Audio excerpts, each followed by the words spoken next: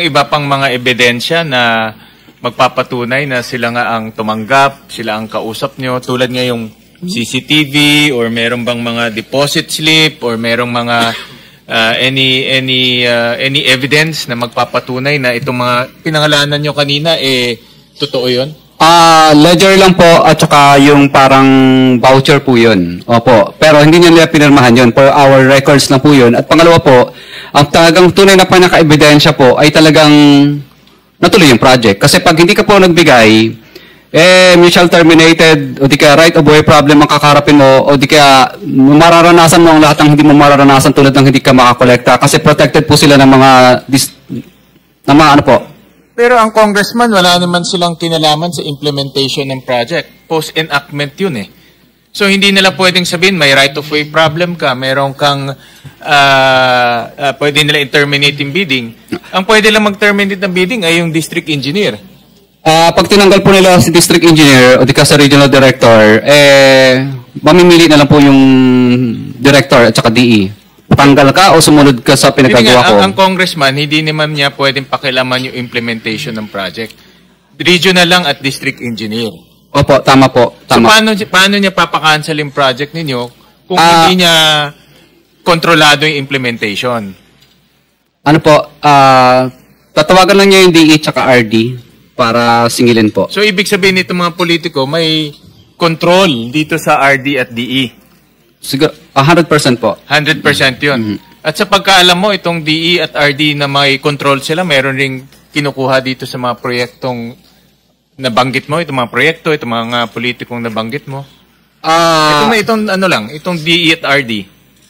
Ano po, I invoke my rights po. Kasi po, sinabi mo na yung mga politiko, sabihin mo na lahat. Hindi po, I invoke my rights po kasi syempre, natatakot din po kami sa aming kaligtasan, wala pa po kaming protection. At saka po, I invoke my rights kasi po, sa, tag doon yung session na, ang tag sa session na, executive session ko lang po siguro. Pwede yun, mag-request na lang ng executive session. Opo, sa mga ganyang klase po ng bagay. So, yun ang tama, kasi sinabi mo na lahat, bakit i-invoke mo pa kasi ang nilista ko lang po dito, Mr. Chair, is yung 25% lang kung po. Kung magte-tell all ka, lubusin mo na.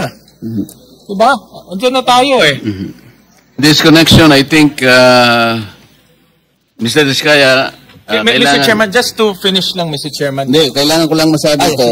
Kasi sa Republic Act 6981, Section 4, ito yung batas natin, may kinalaman sa paghingi mo ng proteksyon na maaaring makatulong sa inyo. Sinasabi yung ganito, witness in legislative investigations. In case of legislative investigations na nangyayari nga po ngayon, in aid of legislation, a witness with his express consent may be admitted into the program upon the recommendation of the Legislative Committee where his testimony is needed when in its judgment there is pressing necessity therefore, provided that such recommendation is approved by the President of the Senate. So kung gusto mo na mangailangan ka ng protection, ang committee ito sa pamagitan ng ang aming kakayahan, irerekomenda natin sa Presidente ng Senado at kapag ito'y kanyang pinirmahan, ay magkakaroon ka ng protection na nilalaman ng batas na ito.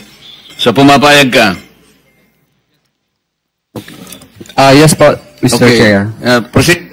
Mr. Chairman, may I move to also subpoena the district engineers and regional engineers in connection with the politicos that were mentioned earlier. Dahil alam naman ho natin na mambabatas ho, bawal makialam sa implementation ng project. That's post-enactment, which is unconstitutional.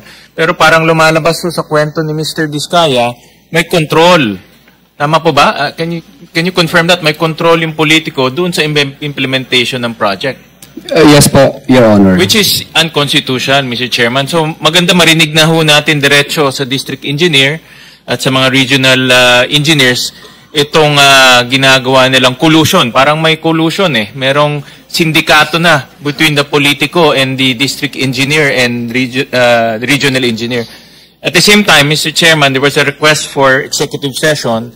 May I also suggest to pursue that executive session without prejudice to informing the public on that information if we find that the public needs to know that information. Kasi ako naniniwala, Mr. Diskaya, sinabi nyo na lahat eh. Tuloy na natin to. In the name of the truth. Diba? In the name of justice. In the name of fighting corruption. Kasi kung itatago natin to, wala ho talagang pupuntahan to. But we will allow you, with the permission of the chairman, may executive session, without prejudice, kung ma-determine namin na kailangan malaman ng publiko, then dapat ulitin natin dito. Upon may advice po ng lawyer ko, sige daw po. Ano yung sige? Ano yung sige? Sige po. Ang tanong niya, Pwede po sabihin ngayon dito. ang tanong ni Senator Gatchalian kung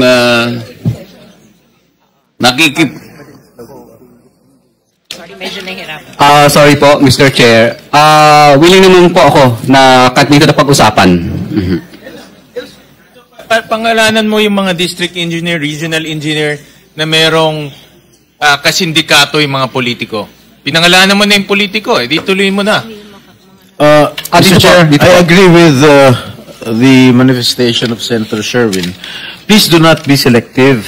Pag binanggit mo na, nagbanggit ka na ng mga kongresista, mga ibang personalidad, banggitin mo na lahat. Nandito ka na eh.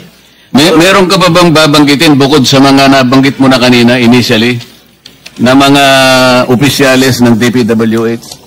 Mr. Chair, ito lang po kasi ang mga personal po ko pong mga hindi ko po kayang banggitin yung experience po ng ibang mga contractor po. Dito lang po sa experience, personal knowledge ko lang po. Kasi bigyan mo lang kami ng kopya kung ayaw mo banggitin. Pwede ba? Nandito na sa kanyang sworn statement. Okay. Di ba meron na rin siya sa sworn statement? Nabanggit na yung iba. Yung mga ibang personalities. Yung mga ibang personalities. Hindi mo ba kaya banggitin? Nandito lang po sa loob ng aking sworn statement po lahat. Dito lang yun eh.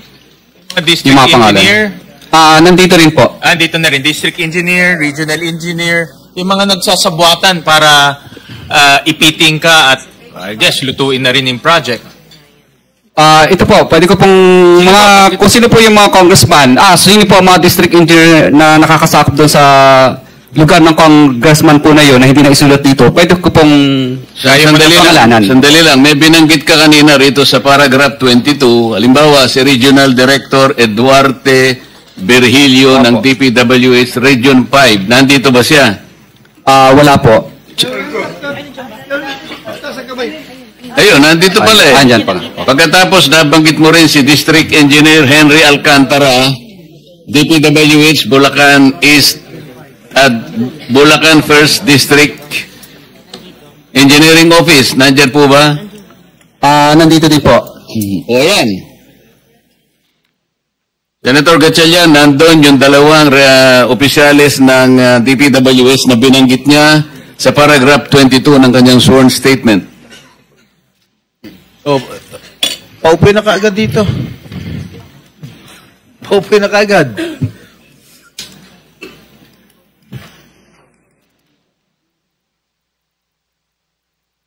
Comsec, administer mo na yung oath. Hindi, dito. Dito sa bago.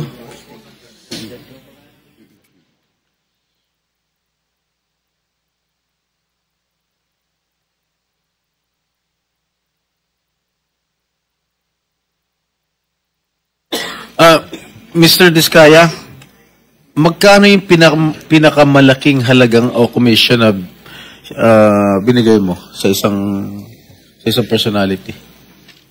Kadalasan po, for example, pangalanan natin si D.E. Henry na lang muna. Hindi, si R.D. na lang muna. Hindi, si D.E. Henry ng Bulacan First. Henry what?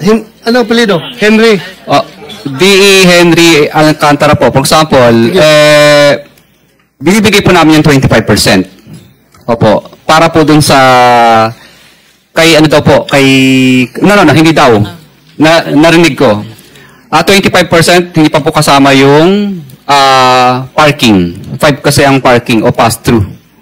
Meron ka dito sa number 28, may binigyan ka raw 30%. Yun ang malaki. Yun ba pinakamalaking naibigay mo, 30%?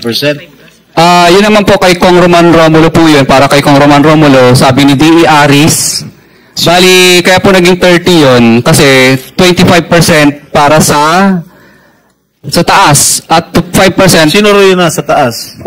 Kadalasan po, open secret naman po ito eh. Secret na open. Ano po, ang tinuturo nila madalas si Saldico at saka si Speaker po kadalasan ang sinasabi nila. Opo. Okay. Tapos yung 5% naman po, para po kay Congressman Romulo pag insertion. Pag hindi naman po insertion, NEP, mabababa ng kapiraso. Yung pinakamalaki, 30% yun na shell out mo. Kasi po, kasama na po doon yung insertion. Yung parking fee o pass-through. Kaya naging 30. Yes, I understand. Kaya nga, yun ang pinakamalaki. Kasi yung ordinaryo, 25%. Correct? Opo. Alright. Nandito na yun si Mr. Chair, may masingit lang ako, Sen. Tanungin ko lang si Curly Vizcaya. Mr. Chair, so kung 30%, may 5% parking, 35%, ilan na natitira sa proyekto? Hindi po. Kanina po, kaya pinagsama po yung 30. Kasi isang hingian lang po ang ginawa ng media Aris at pinabigay na lang doon sa secretary na si Secretary Ann. So ngayon po, bali kaya naging 30 yun kasi 25% doon para sa taas. Tapos yung 5% doon para kay Kong Roman Romulo as insertion. Yun lang? Yung parking fee. Parking fee, sorry. Fee. Oo. So, kaya naging, pag pinag-plus mo po yun, naging 30 kasi isang hingian lang 30. ginawa. Wala na kayong nilalagyan pa na iba na binibigyan sa LGU maybe para pirmahan yung mga kung ano man yung kailangan pirmahan para matuloy yung proyekto? Sa LGU, kadalasan, wala po. Wala. Walang pakialam doon. Magkano po ang kinikita nyo naman? Kung binigay nyo yung 30%, magkano po ang binabawas pa ninyo doon sa, for example, 100 million, 30% po yan, that's about 30 million. So, may 70 pa. Magkano po yung, syempre, tatrabahuin nyo, magkano kailangan ang kikitain nyo pa dyan? Kadalasan po ang natitira na lang sa amin, minsan pag minalas-malas, lugi, kung sinuwerte, minsan 2%, 3%. Pag sinuwerte pa, 5%. Paano? 2%, 5%? 3 to 5% po, minsan ang natitira na lang. Minsan lugi pa. So, 70, bawasan mo pa ng 5%, so 65%. Tama po ba? Opo. Ito mo ba ang ginagawa niyo yung proyekto? So, matatawag natin substandard dahil para kumita kayo, para maibigay ninyo yung komisyon, bawasan ninyo yung bakal, bawasan ninyo yung mga semento para may mayabot lang kayo. Tama po ba? Hindi po, wala pong substandard, tama pa rin. Para sa kasi hindi po siya papasa sa testing ng DPWS pa rin at ganoon din po, hindi po tatanggapin ng warranty pa. Hindi ako naniniwala na papasa sa DPWS, kasabwat na ho ninyo yung district engineer at saka regional director. Paano po? Pati yung COA, kasabwat din ho ninyo. Magbubulag-bulagan na lang yung tatlong yun. Hindi po, hindi po namin nakakausap yung COA. Hindi po sila. Yung DPWH, siyempre kasabot nyo na, binigyan nyo na ho. May pipikit na lang nila yung mga mata nila. Kaya magiging substandard po talaga yan. I mean, whether you like it or not, para kumita din ho kayo. I don't think 2% lang po ang kinikita nyo dito, 3%. Magpapakanda hirap kayo, 2 to 3%. Kakayanin ba na 2 to 3% yung mga sasakyan na binili nyo na pagkadami-dami po? I mean, that's way, unbelievable po. Your Honor, kaya po. Dahil 23 years naman po namin pinaghirapan po yun. Kasi nung mga panahon po, nung mga una po, ay magaganda naman po ang kinikita namin. Ngayon lang pong panahon na to na ito ang medyo lumit po talaga. 25% po ng what? Ng cost ng project. Tama po ba? Ng contract cost. Contract cost. For example, 100 million yung paggawa ng flood control na ito. Example lang po natin, 100 million. So, 25 million po ang pupunta doon sa proponent. Opo.